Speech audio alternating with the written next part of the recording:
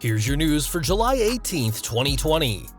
And your headlines for today include: is WWE still going ahead with surprise stipulation for WWE Horror Show at Extreme Rules 2020? We have breaking news on former WWE superstars. Lio Rush and Finn Balor confront each other about a backstage incident. Current WWE champion wants to return to NXT. Another former WWE superstar considering a run for mayor.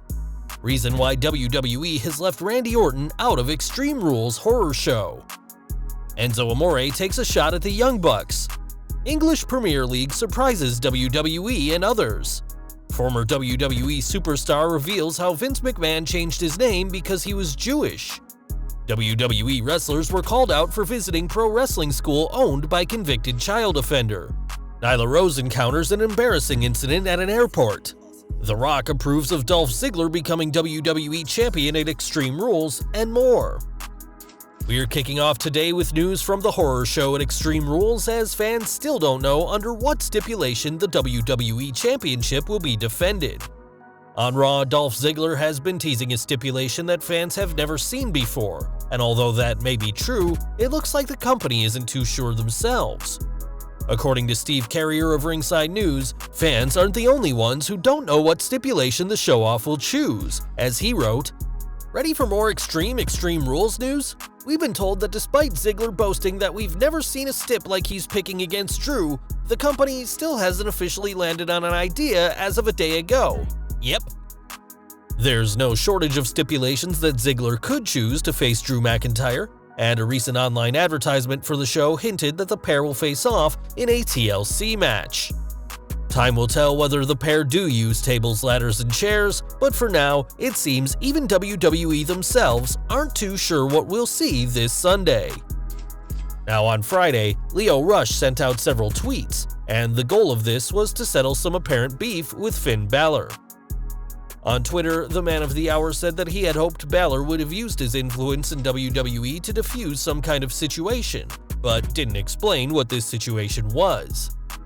It has been previously reported that when Rush was with the company, he would often have his wife backstage, and when Balor said that that probably isn't the best thing in Vince McMahon's eyes, the former superstar didn't react well.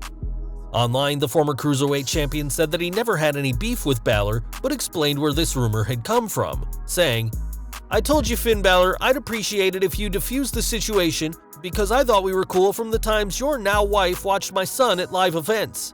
I knew you had the power and influence to do that. You never texted me back and you never defused the story. Why?"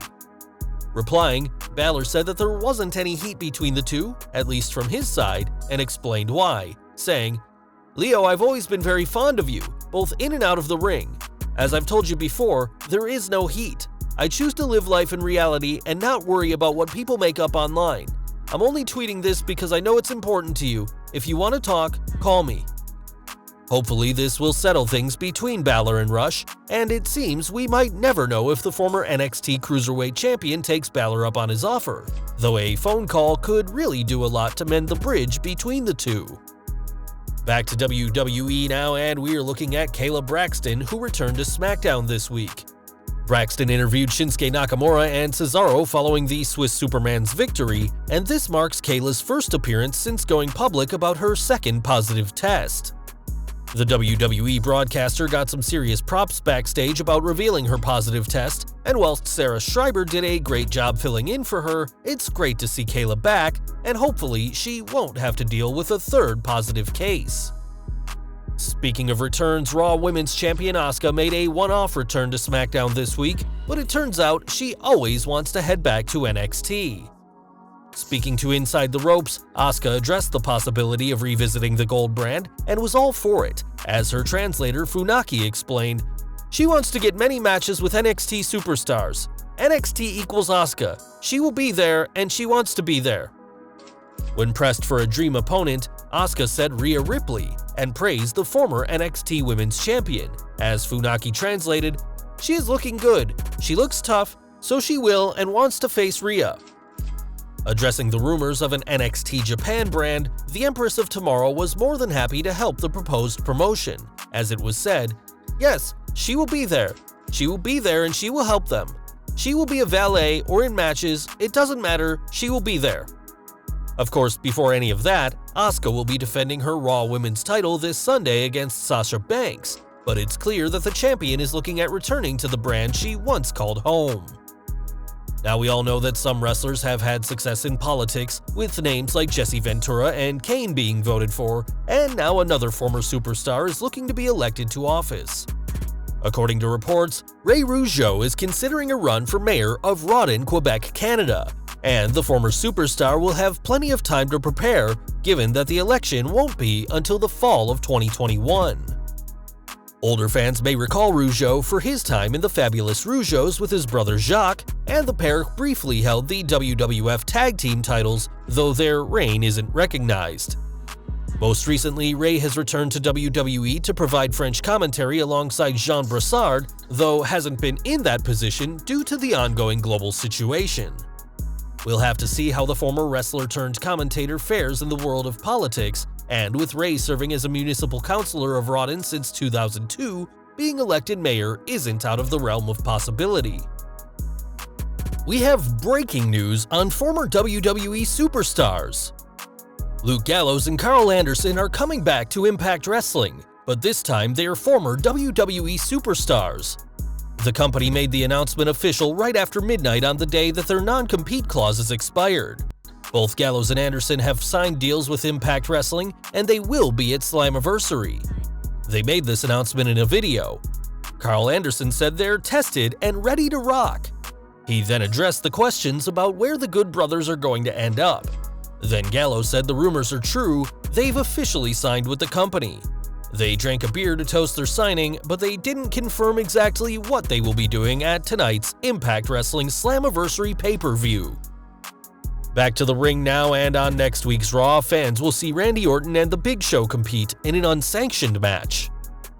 With the match having no restrictions, fans have been left to wonder why such a physical match isn't taking place at the horror show at Extreme Rules, which currently has just a few matches confirmed.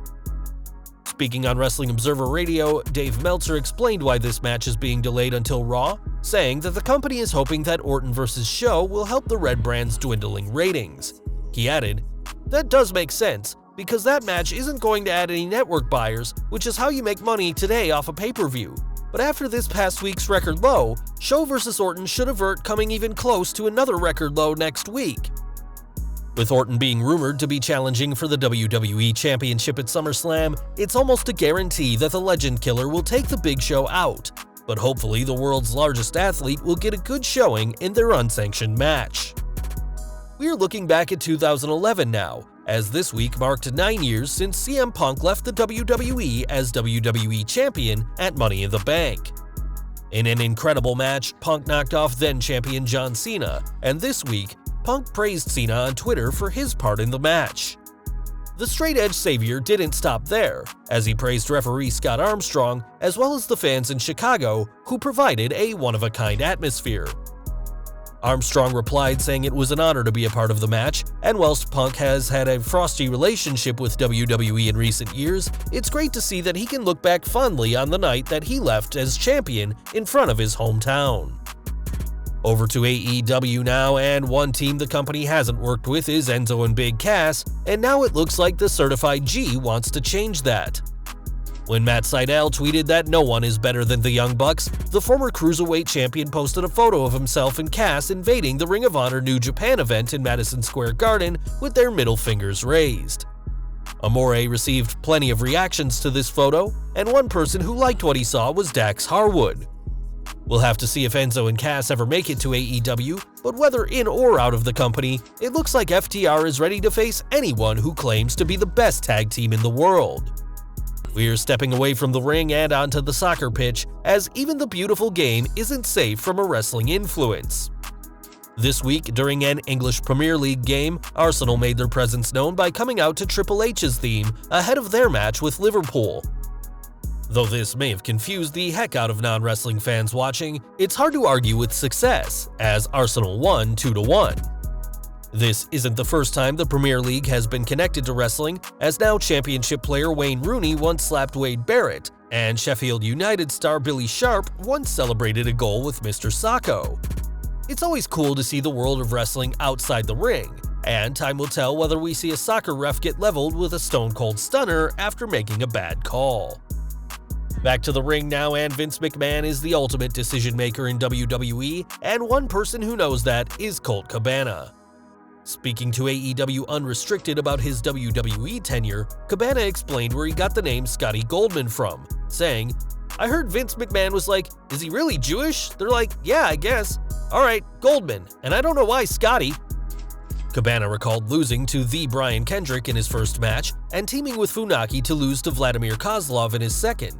He added, "I was happy to do it, but in my head, that's not how you debut wrestlers or ones that you think highly of."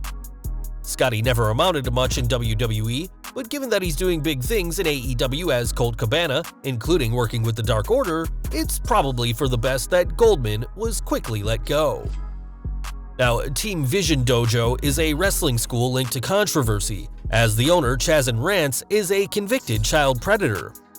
With that in mind, the dojo did get some pretty big-name guests recently, with TNA World Champion Moose, Ricochet, and Casey Catanzaro all making their presence known.